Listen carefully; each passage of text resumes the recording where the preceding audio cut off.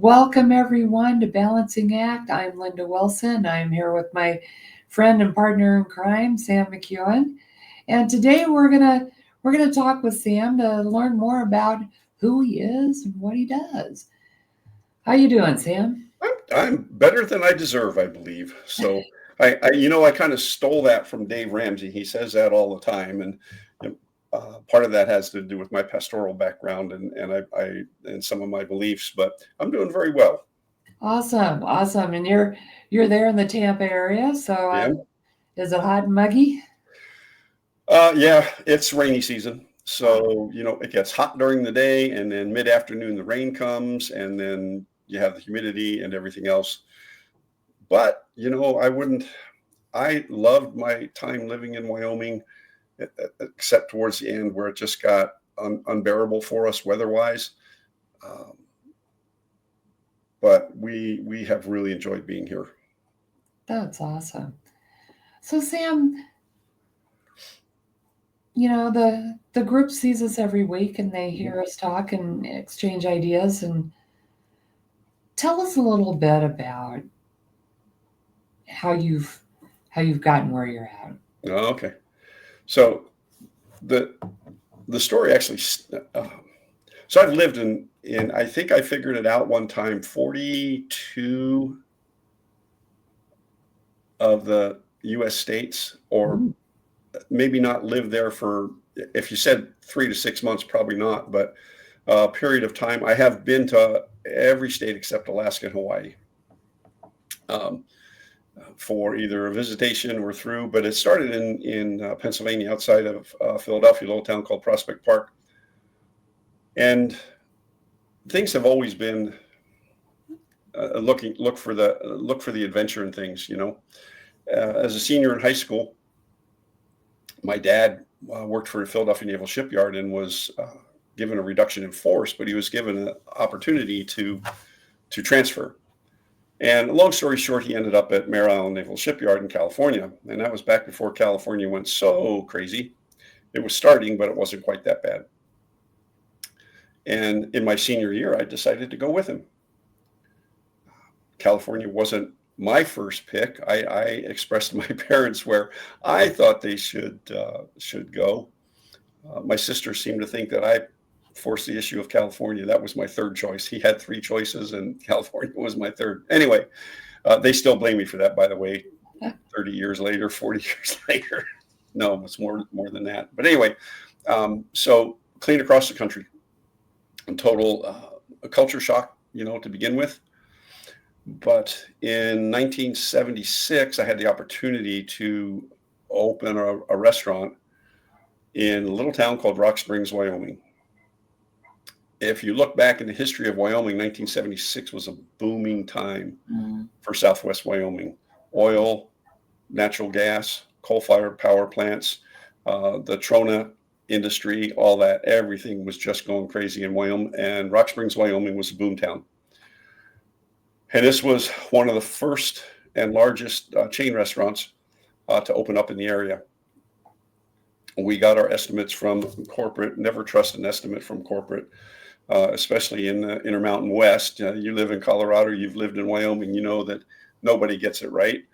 And we doubled their projections in the first month for our first month, and never looked back from there. I was young and dumb, made some mistakes. My management style was I had a really guy that I was really close to.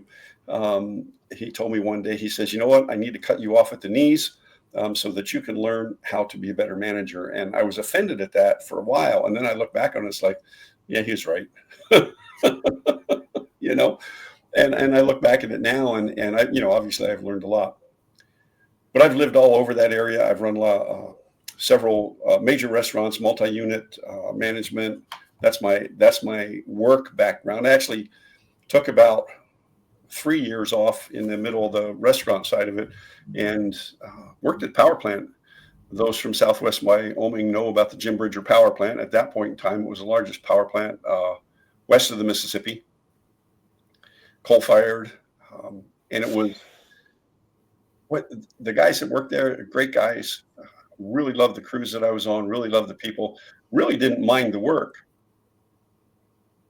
But I never did adjust to six days, 7 swings, 7 graveyards, rotating shift like that. You spent the whole first part of your long change trying to catch up on sleep, and you never did ever catch up on sleep, and that was a killer. Anyway, went back into the food business, did, like I said, opened several restaurants, worked for some major chains. In 2017, my wife and I were in Cheyenne, Wyoming. We got married in 2008, I believe it was, and I was working for a great company, a family-owned company called Norco, selling industrial supplies in oil fields and stuff like that. Associate pastor at my church, and we knew that it was time to leave. You get that. Not it wasn't a desire for a change. It's We both knew something new, exciting was coming along. We just didn't know what it was. And so you do the search. We thought, okay, we know we're being called out of this area and everything. So we took it on our own, and one fall we flew into Atlanta, drove down to Savannah, went all the way up the coast into Philadelphia to visit family, looking for places. There are a lot of nice places that along the coast. And then a few months later, we flew into Boston, went out and visited with my sister, drove from Boston down to Philadelphia. A lot of nice places along in there. I don't know, a couple hundred resumes, nothing, nada, zilch, nothing. No bites, no leads, no nothing. And we're like, well, what do we do? Well, 2017 and things at the church, the senior pastor resigned. My responsibility when the senior pastor resigned was to resign. We had a conference coming up, and we needed some R&R. So we said, okay, we're going to go to the conference. It was in Atlanta, and we're going to go to a long weekend. Let's go somewhere we have not been. Well, Florida was the natural choice. We'd both been here once separately.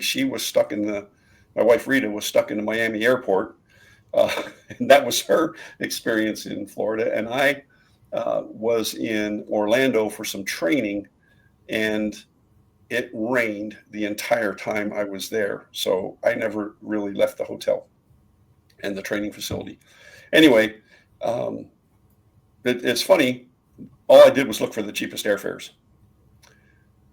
nonstop. We want layovers. So the nonstop, and it was amazing. Nonstop from Denver to Atlanta, Atlanta to Tampa, Tampa to Denver. And it was the cheapest flight. It was, and I don't know how many times, 6 ways to Sunday. There's nothing in Tampa. I don't know anything about Tampa. I figured we'd end up on the other coast. Anyway, we ended up here, went to the conference first, still really struggling with what we should do. And it's one of those, adversity brings you together if you allow it, right? So adversity can do one of two things. It can bring you together, or it can really drive a wedge. The conference we were at was, it was invitation only. There was only 12 other pastors there. And when I called them and told them, look, I'm no longer a pastor at my church. If you want, I won't come. And they said no. And when I got there, first they all asked what was going on. Talk about a bunch of guys. They didn't know me from Adam, right? And to embrace us and help us and everything else, was really a good conference. But I'll be honest with you, we were kind of sort of at each other's throat. So the adversity was kind of almost driving a wedge, And we got on the plane and said, we can't do this. We're going for some R&R. My wife and I we pray together a lot. And so we prayed all the way down. By the time we got off the plane, we felt like we were in harmony, right? And those of you who listen to us know that we call it balancing act, but it's living life in harmony. To that end, because we made that dedication to be close to each other and to do the things that we know we're supposed to, the prayer together and things like that. We got off the plane in Tampa, and I remember it like it was yesterday. Feels like it was yesterday. We looked at each other. We're not even out of the debark area. We look at each other and said, "This is it. This is where we're supposed to be." We both felt it at the same time. Wow. And so what that did and I believe in divine intervention, and I know you do, and I know that we know that we hear from God. What that did for us was no pressure for the whole weekend. We can go do what we want to do. We don't have to look and decide if this is where we want to be. Nothing. And so we were all over the place. We went all the way from a little town called Hudson. My wife spent the whole weekend looking for places to eat on the beach. So, which is what we did. We stayed in a hotel off Waters and Veterans Expressway, and that was our base. All the way down to Naples, looked all over the place, went to some really nice beaches, had some really good time, some really good food. I will warn you, if you ever decide to move to Florida from a place like Cheyenne, Wyoming, now there's some good restaurants in Cheyenne, Wyoming, but not as many as there are in Florida. If you're not careful, you're going to gain some weight, which I did. Mhm. So, but that was in May of 2017. I called my realtor buddy and said he had already done a market analysis because he knew he was on the board at the church, and he knew that we were probably moving. So he'd done a market analysis, put the house on the market. He said, "Where are you moving?" I said, "I don't know, probably Tampa, Clearwater area." "Oh, okay." Put the house on the market in May. At the end of July, we had an offer on the house. So we loaded everything up in a 32-foot tractor trailer, told them to bring it to the Tampa area. Had no address, no place to live, no jobs. I don't know, you name it, we didn't have it, right? And they said, "Well, you'll have," what did they say? We had 10 days after it got here before we had to pay storage. And, things just worked out. We found a place. It took us a while. It was one of those, when we moved down here, we could have written out a check to pay for a year's worth of rent. Upside and downside, halfway here, we got a call from the realtor. The deal on the house fell through. Ooh. Yeah. So we had signed some papers so that my grandson, who still lives in Cheyenne, was able to sign all the papers. He had power of attorney and all that kind of stuff. And so it wasn't long after the house was in a pretty desirable neighborhood in South Cheyenne, and very clean, nice neighborhood. And back on the market, got an offer right away, and closed within 30 days. So it's pretty cool. But let's say we moved down here with 2 cars. Our son came over from Ukraine, helped us move, and got us down here. I would say the rest is history, but it wasn't always easy going. We had a massive business failure. We sunk everything we had into a business, and lost everything. I mean, everything, just lost it all. So, and so we built back. That's when I really got involved with Paul Martinelli, the John Maxwell team, and met a lot of the good people that I'm associated with now. That could have been a time where I just said, "I'm done," right? And I have a very supportive wife. We prayed through it. We walked through it together. And then some of the mindset changes that in the one call on the John Maxwell team that I never missed was Paul Martinelli's. And anybody who knows Paul knows that said, "Okay, well, we're going to do a Q&A until the last person," right? Yeah. So it's scheduled for 45 minutes to an hour, and 3 hours later, he is still coaching and teaching and mentoring. Mhm. And asking the questions that burn, that really, and so I gained a lot of respect for the man then. And I met Andy Hall through that. Mhm. And then Dr. Rick. And it's been a journey. I have enjoyed every step of the way. Have there been trials and tribulations? Absolutely. But in 2018,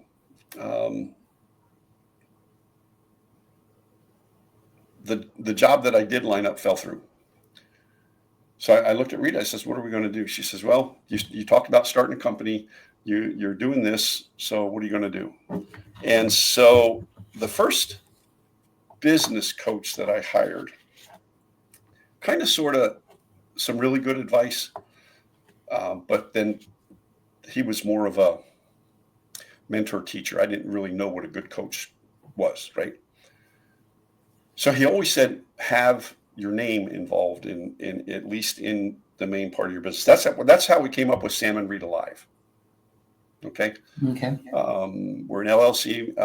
We're a foreign corporation in Florida. We're incorporated in Wyoming. But out of that came our Alive and at Peace. So we have a few things that we have listed as Alive and at Peace. My coaching business is Sam and Rita Live, doing business as Alive and at Peace Coaching. So that name came out of almost desperation, being totally beat up, but then being able to sit back with my wife and at peace. So it's kind of transformed into, you have to live life fully, right? And so it's transformed into that. The Alive and at Peace has really transformed. It's transformed my thinking, because every time somebody asks what the name of the company is, I start with Alive and at Peace, and then they ask why the name, all that kind of stuff. So, but that's it.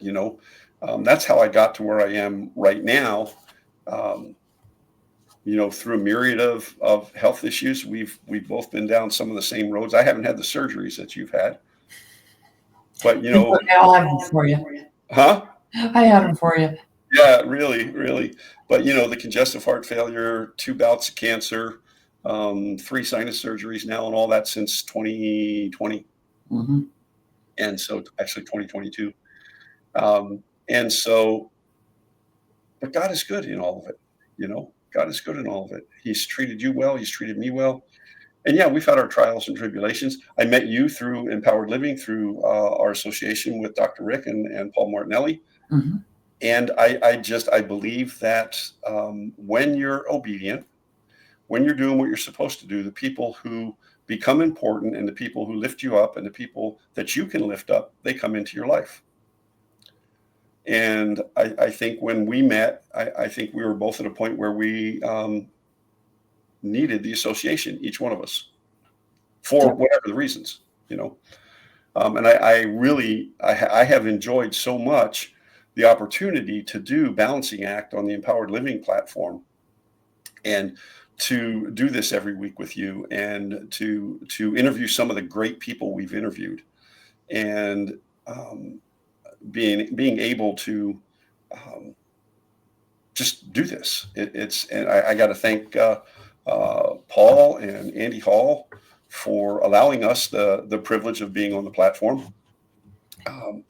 And I take it as a great honor that they've said yes. Me too. And we take it very seriously.